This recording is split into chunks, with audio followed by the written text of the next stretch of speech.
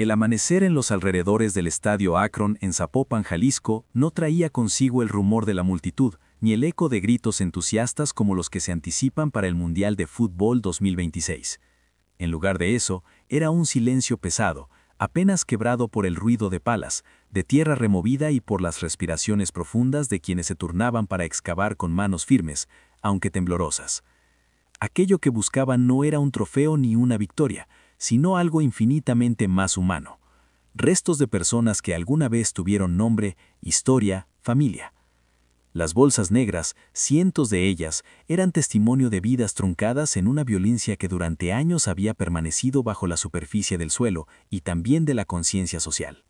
Desde 2022, colectivos de búsqueda en Jalisco comenzaron a registrar hallazgos inquietantes en predios cercanos al estadio que en 2026 sería sede de partidos mundialistas. Lo que empezó como pistas aisladas de tierra removida y huesos dispersos, se transformó en un mapa de dolor que sumaba desde fosas clandestinas hasta bolsas de plástico selladas con restos humanos en su interior. Para finales de 2025, los grupos estimaban que al menos 456 bolsas con restos humanos habían sido localizadas en distintos puntos alrededor del estadio Akron, en un radio que revela cómo la crisis de desapariciones y violencia se ha inscrito en el propio terreno que albergará el espectáculo deportivo más grande del mundo. Las primeras noticias de estos descubrimientos no alcanzaron de inmediato la atención nacional.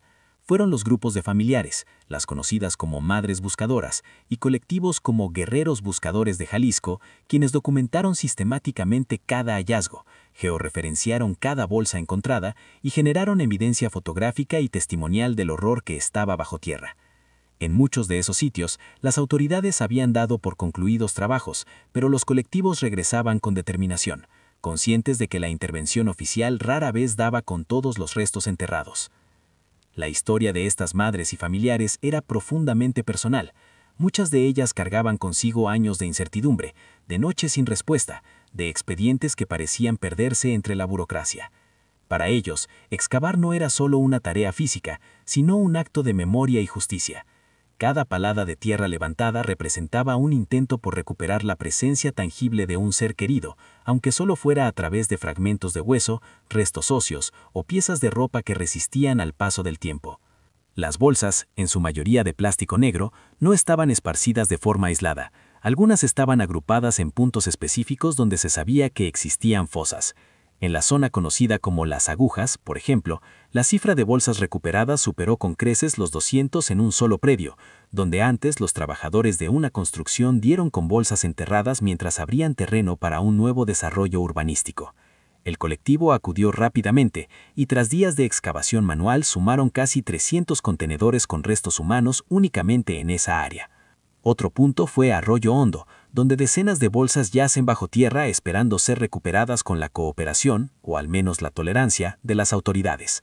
En Lomas del Refugio y Nextipac, otros hallazgos confirmaron que no se trataba de hechos aislados, sino de una red extensa de entierros clandestinos que se extendían en varios predios alrededor de la zona metropolitana de Guadalajara. El total, cuando se suman múltiples sitios, supera con amplitud las 400 bolsas, muchas de ellas guardando evidencias de violencia y mutilación que reflejan los métodos brutales utilizados para desaparecer a las víctimas. El contraste entre la magnitud de estos hallazgos y la proximidad al estadio Akron, un lugar que simboliza celebración, deporte y fiesta, es devastador. Aquí, la promesa de unidad global se mezcla con la evidencia cruda de desapariciones forzadas y muerte violenta.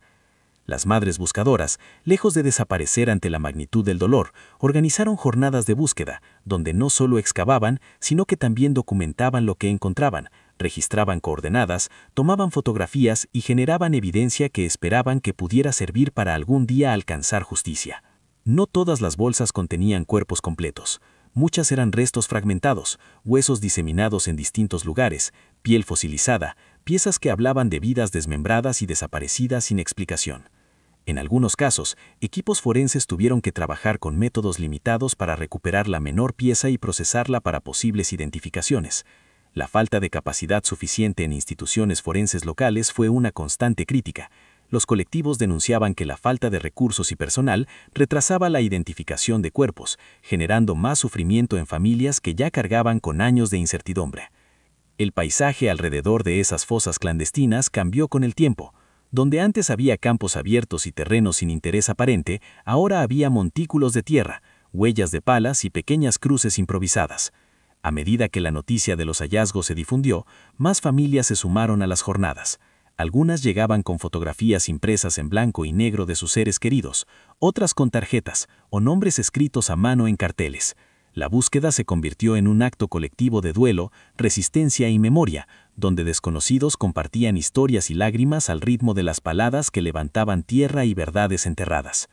Las madres buscadoras no solo encontraban restos, encontraban también respuestas que desafiaban la narrativa oficial de pocas desapariciones o de hallazgos aislados.